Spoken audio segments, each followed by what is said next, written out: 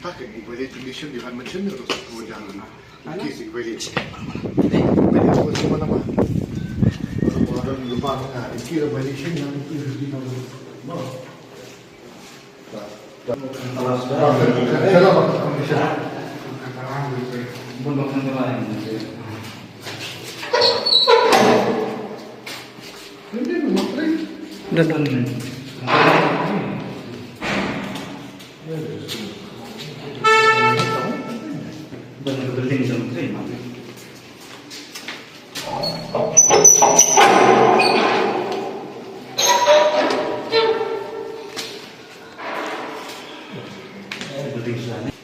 Kudung ya.